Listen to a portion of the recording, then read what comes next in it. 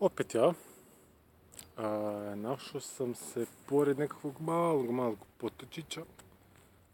Ne može se to baš ni vidjeti najbolje. Znači, na putu sam prema dolje. To je sve u redu. Samo ovaj put je toliko strm. Mislim tu da nisam sigurno došao, a mislim da nije baš pametno ni da idem. Što će reći da idem nazad gore. A po ovom mekanom terenu to baš i nije najlakše. Znači, već sam pričao jednom više puta, znači kako ta nekakva mahovina, znači kad se stane nogom, evo ima recimo i rupa kod čega, znači stane se nogom, svuda je mekano, svuda je nekako nepouzdano. Znači treba bi možda ovdje negdje prema suncu, sad je li to sunce ili svjetlost na kraju tunela, ne znam, vidjet ćemo. Znači penjanje je onako baš zeznuto. Slabo ima grančica, ko sad ova za koju sam se primio. Oho, ovo je bilo klizanje nazad. Pametni mogu ure okolo ići. Bilo malo bolje.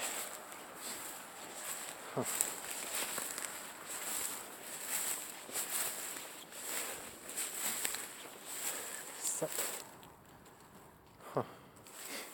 Možda sam tuda baš došao. Možda.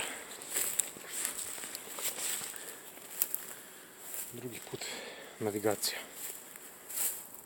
Mislim treći put. Ako bude bilo drugog puta, jer ovo bi mogao biti zadnji put. Ćemo ovuda. Grane su dobre za pridržavanje, ali isto tako mogu i smetati.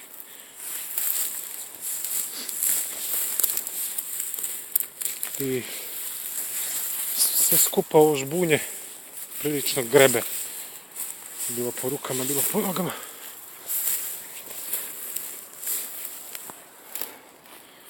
Znači recimo ovdje bi ja trebao stati. Evo, stijena koja se mrda. Stat ćemo svejedno. Znači ispod mahovina ima dosta tako tih komada stijene koji su klimavi. I dosta je lako razbiti.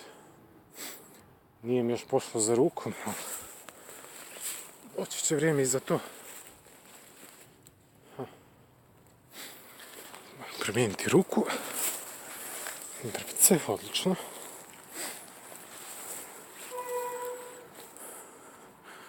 Ono gore djeluje kod medvjeđa špilja.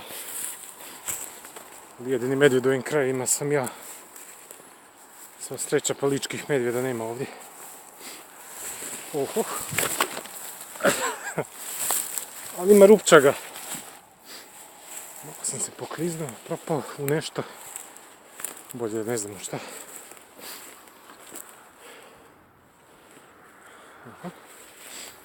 Ovo nešto šta mi djeluje ko putić.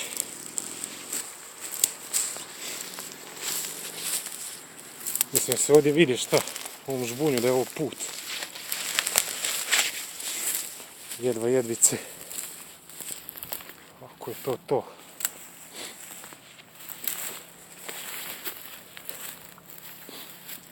Ako je.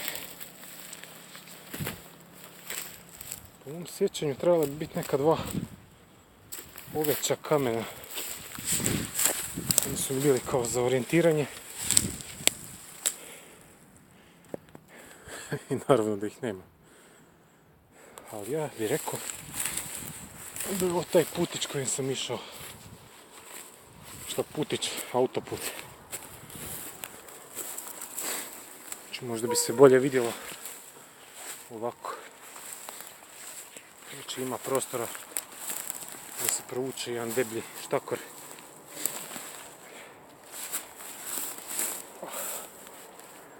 A sada, ajmo ga tamo nešto.